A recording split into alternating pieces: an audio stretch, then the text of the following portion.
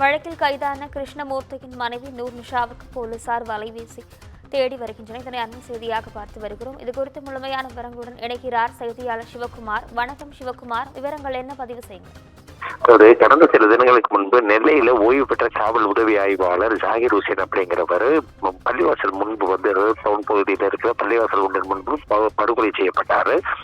இந்நிலையில அவர் வந்து என்ன கொலையோட விசாரணையை வந்து துரிதப்படுத்துறதுக்காக போலீசார் வழக்கு பதிவு செஞ்சு விசாரணை பண்ணிட்டு இருந்தாங்க.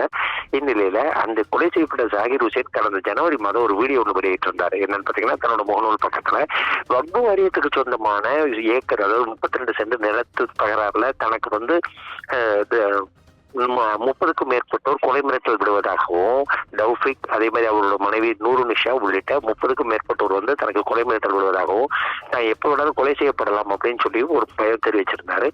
இதனை அடுத்து பாத்தீங்கன்னா, அவர் கொலை செய்யப்பட்ட நிலையில வழக்கை வந்து விசாரணைப்படுத்தப்படுத்துறது போலீஸ். 3 தனிப்படைகள் அமைக்கப்பட்டு முதற்கட்டமாக ரெட்டியார்பட்டி மலைப்பகுதியில் பதுங்கி இருந்த கிருஷ்ணமூர்த்தி என்ற தௌஃபிக்கை வந்து போலீசார் துப்பாக்கி முனையில் கைது செய்ய முயற்சிக்கும் போது அவர் வந்து போலீசார் தாக்க முயற்சிக்கிறாரு. இதனை அடுத்து போலீசார் துப்பாக்கி சூடு நடத்தி கிருஷ்ணமூர்த்தியை கைது செய்கிறாரு. அதனை தொடர்ந்து ஏற்கனவே கொலை நடந்த அன்னைக்கு 2 பேர் வந்து தாங்கள் தான் கொலை செஞ்சோம் அப்படின்னு சொல்லி ஆஜரான நிலையில இன்னைக்கு வந்து அவரோட ஆஜரான ஒருத்தரோட தம்பி காதர் மைதீன் அப்படிங்கிறவரை போலீசார் வந்து இன்னைக்கு கைது செஞ்சாங்க.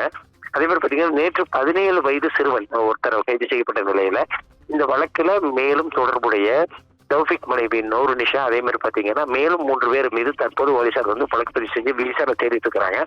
போலீசார் தரப்புல என்ன சொல்றாங்கன்னா, இந்த வழக்கோட ஆரம்ப காலம் தொட்டே இதுவரை வந்து உள்ள குற்றவாளிகள் வந்து தீவிரமாக தேடப்பட்டு வருவதாகவும், தேவைப்படும் அதாவது கைது செய்ய குற்றவாளிகளோட பேர் வந்து முக்கியமா தேவைப்படும் பட்சத்துல வந்து எஃப்ஐஆர்ல இணைக்கப்படும் சொல்லி தற்போது தெரிவிச்சிருக்கிறாங்க. விவரங்களுக்கு நன்றி சிவகுமார்.